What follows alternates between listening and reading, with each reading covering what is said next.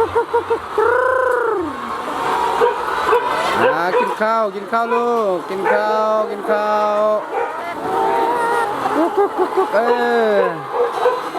ต้อนรับเนาะโอ้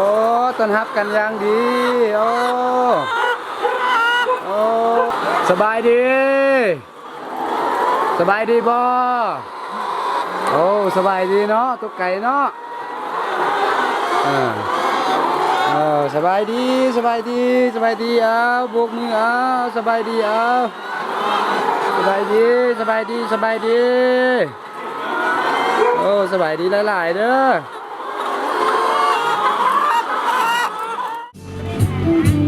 นักข่าวอยู่ทางหน้าบ่ต้องยัดเขาใช้คือเราเก่งเอาแล้วบอกเลยว่าห้องม้วนในห้องม้วนนี่คือม้วนเขาดีเลยต้องเปิดลงไปเลยยามไม่นั่งก็ได้อยากไปแล้วมานั่งกันก่อนฝนตกยางละเพื่อนทางกันยาง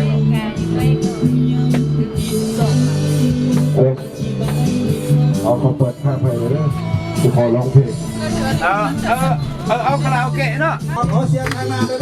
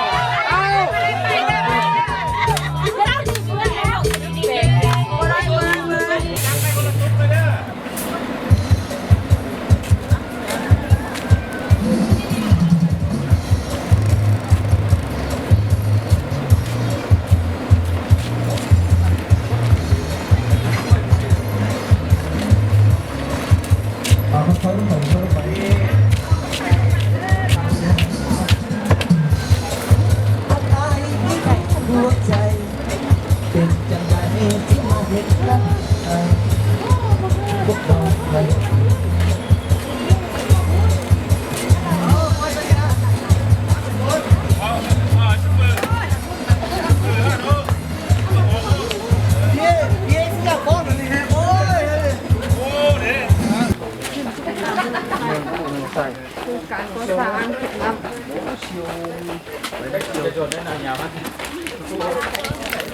จมพอยไหมผมวิ่งไปซิมยำดังตัวปืนแล้วทางรักษา12คนนะไปชนเลี้ยงชัดไม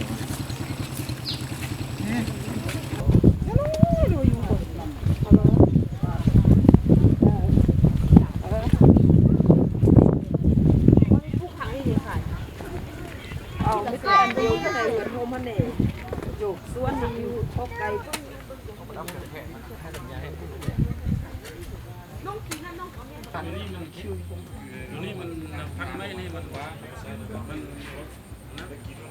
คือมันนักห้องเป็นผู้เอียดนักฟ้าด้วยอยู่เลือกห้องเพลงอันนี้ยังอวยห้องเพลงยำนี่เขาว่านเขาก็ได้ปกเนาะ วันแบบจะพดนำจึงเอาเป้าพกเนาะและนำไปให้มันเปียกรดแล้วก็ปกแล้วแถวออกแข็งแห้งดีทันมัน5-7 มื้อมันจึงแตกมันยิงตามแกนแข็งแห้ง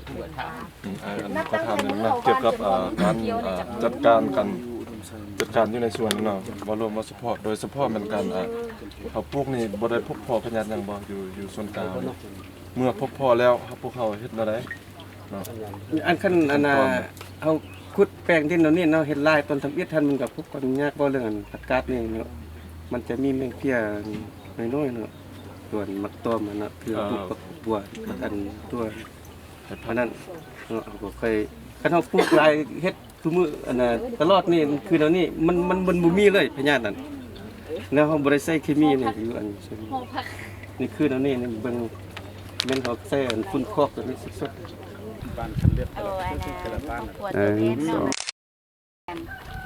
เขาหุบหนึ่งเลยจานให้ปากคนอันที่ให้แน่หุบหนึ่งอยู่